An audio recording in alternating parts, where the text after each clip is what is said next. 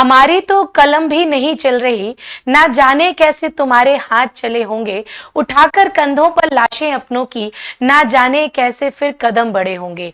कैसे समेटा होगा उनको अपनी बाहों में, जिनके गले लग कभी मिले होंगे। क्या बीती होगी माँ पर जब बेटे तिरंगे में लिपटे मिले।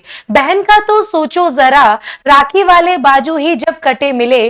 पत्थर सी हो गई बीबी जिसकी मांग के सिंदूर बहे होंगे। हाल ना बया होगा मासूमों का जिनके कांधों पर थे बैठे, जब उनको कांधे दिए होंगे टूट गया होंगे वे बाप, खुद की लाठी से जब चिता पुत्र की सजाए होंगे। हमारी तो कलम भी नहीं चल रही, ना जाने कैसे तुम्हारे हाथ चले होंगे, ना जाने कैसे तुम्हारे हाथ चले होंगे। तो दोस्तों, ये कुछ पंक्तियां बयां कर रही हैं उन भारतीय सैनिकों की जो कि कारगिल विजय के दौरान या फिर अन्य युद्धों के दौरान अपनी जान को गवा बैठे होंगे। और ये पंक्तियां बयां कर रही हैं उन सभी परिवारों की जिन्होंने अपने अमर वीर जवानों को खोया होगा। मैं सिर्फ बात नहीं कर रही हूं कारगिल की, मैं बात कर रही हूं पुलवामा की, उरी की और सारी जितने भी युद्ध हुए हैं उनकी। हर हाल में भारतीय सैनिकों ने हमारी रक्षा करने के लिए अपने आप को आगे बढ़ाया है, लेकिन परिवार को भी कुछ बहुत बड़े दुख झेलने पड़े होंगे,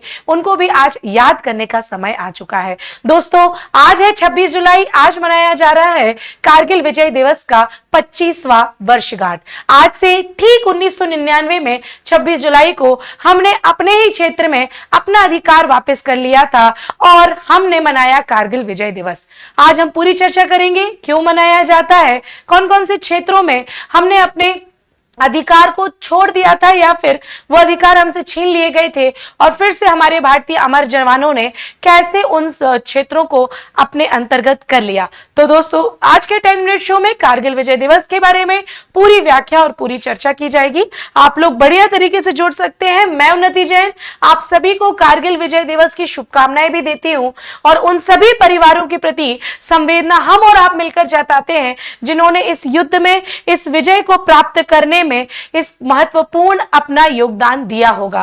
कारगिल विजय दिवस के बारे में चर्चा करेंगे तो एक एक करके व्यवस्थित रूप से देखते हैं। आज यानी कि 26 जुलाई 2024 को भारत कारगिल विजय दिवस की 25वीं वर्षगांठ मना रहा है।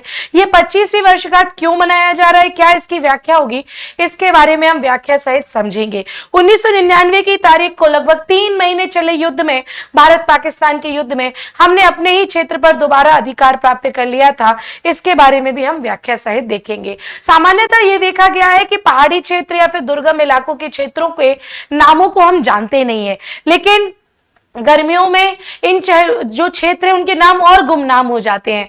लेकिन 1999 में मैं बात करूं टाइगर हिल की, द्रास की, कारगिल, मारपोला, बाटलिक, अन्य जगहों की, ये जगह इतिहास के पन्नों में लिखे गए क्योंकि इन जगह पर कुछ पाकिस्तानी जो सैनिक थे उन्होंने अपनी घुसपैठ किया और नेशनल हाईवे 1A के मार्ग से जाते हुए इन सारे ऊंचे स्थानों पर मैदान या फिर मैं यूं कहूं युद्ध के मैदान खड़े कर दिए। 18,000 फीट की ऊंचाई पर ये घुसपैठ पाकिस्तानी घुसपैठ आते हैं और हमारे क्षेत्र पर अपना अधिकार जमा लेते हैं।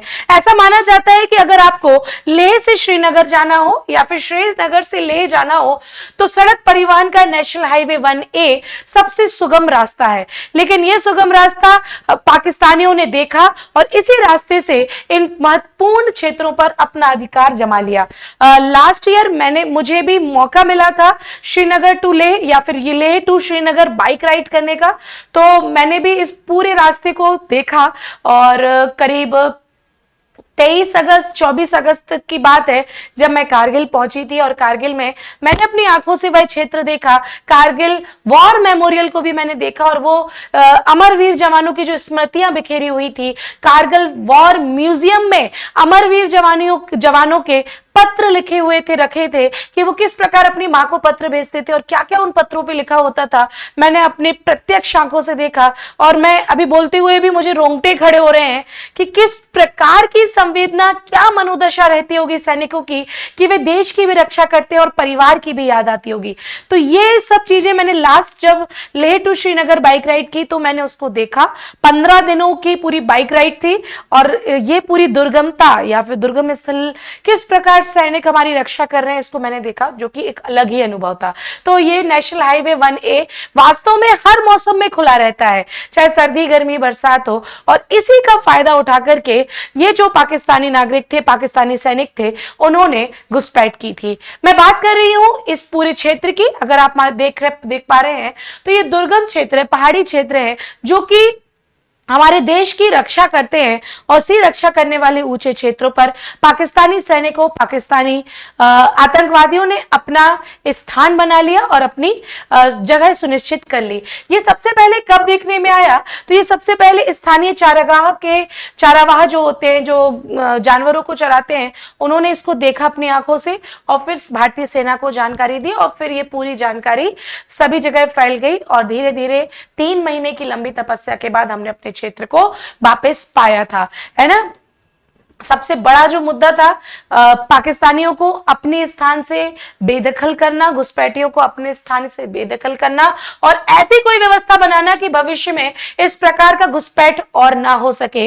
ये भी एक बहुत बड़ा चैलेंजिंग था, जिस चैलेंज को हमने पूरा किया। जिस बाइक राइड की मैं बात कर रही हूं, ये लेह से शुरू होती है और श्रीनगर पे खत्म होती है ना। तो इसके बीच में आपको बटालिक, कारगिल, काकसर, तोतलिंग, टाइगर हिल, सोनमर्ग और श्रीनगर का रास्ता मिलता है, और यही रास्ता जो नेशनल हाईवे 1A का है, जो बहुत खूबसूरत है, प्रकृति की दृष्टि से बेहद खूबसूरत है ना। लेकिन इस खूबसूरत रास्ते के जरिए ये घुसपैठ हुआ था, ये आपको ध्यान रखना चाहिए। मैं एक पूरी टाइमलाइन लेके आई हूं, कब घुसपैठ हुई, क्या क्या हमने किया, ऑपरेशन विजय क्या था, सफेद सागर क्या था, ये पूरी टाइमलाइन है, इसको ध्यान से आप लोग देख सकते हैं। सबसे पहले शुरुआत होती है 3 मई 1999।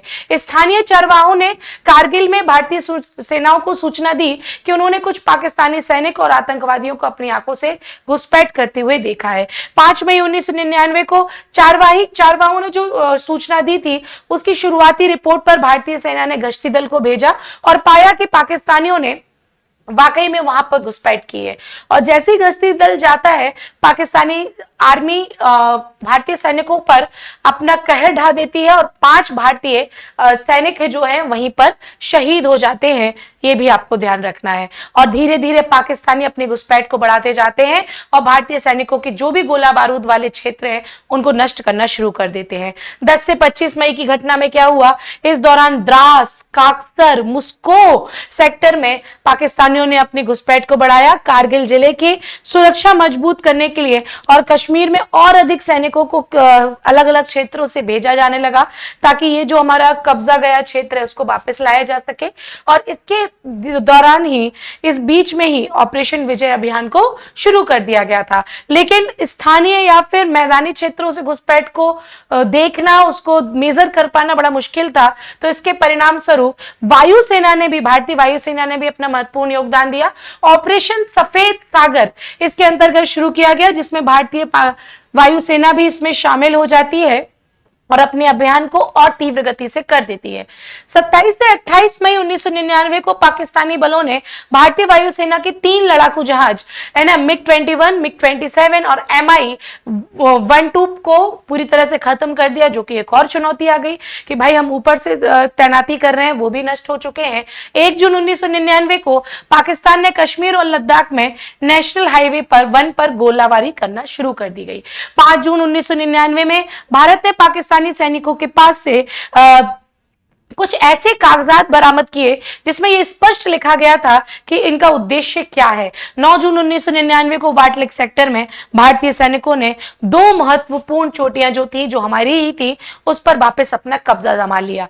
13 जून 1999 को भारत और पाकिस्तान के बीच में वार हुआ और भारतीय सेना ने अपने रणनीतिक समझदारी दिखाते हुए द्रास सेक्टर के तोतोलिंग या तोलोलिंग चोटी पर अपना कब्जा वापस कर लिया। 4 जुलाई को द्रास सेक्टर में टाइगर हिल हमारे कब्जे में आ गई। आपने अगर शेरशाह मूवी देखी होगी तो विक्रम बत्रा के ये दिल मांगे मोर कि अभी नहीं, मुझे और भी जो क्षेत्र घुसपैठ है उसको खत्म करना है। फिर 5 जुलाई को पाकिस्तान के प्रधानमंत्री नवाज शरीफ ने कारगिल से पाकिस्तानी सैनिकों को वापस बुलाने की घोषणा कर दी। 11 से 14 जुलाई को भारतीय सेना ने महत्वपूर्ण चोटियों पर अपना कब्जा जमा लिया और पाकिस्तानी सुरक्षा बल वहां से जाते गए। 26 जुलाई को पूरी तरह से पाकिस्तानी सेना चली गई और घोषणा की गई कि ऑपरेशन विजय हमारा सफल हुआ। तो 3 मई 1999 से यह पूरी गाथा शुरू होती है और 26 जुलाई को हमने अपने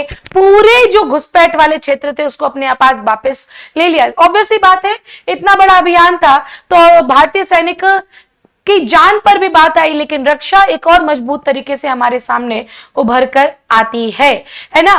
तो ये कुछ इस मानचित्र में आप देख सकते हैं पूरी टाइमलाइन कि किस किस प्रकार से अलग अलग घटनाक्रमों पर भारतीय सैनिकों ने अपना महत्वपूर्ण योगदान दिया और एक बहुत बड़ी विजय प्राप्त की, है ना। ये जब चित्र देखती हूँ तो मुझे याद आ जाता है कि हाँ, मैंने भी इस चित्र को अपनी आंखों से देखा है ना। आपको भी कभी मौका मिले तो कारगिल वॉर मेमोरियल में जरूर जरूर जाना। ये बहुत ही सुंदर जगह है पर्यटन की दृष्टि से और एक जो बोलते हैं ना भारतीयता देशभक्ति की दृष्टि से भी बहुत बहुत बहुत सुंदर जगह है।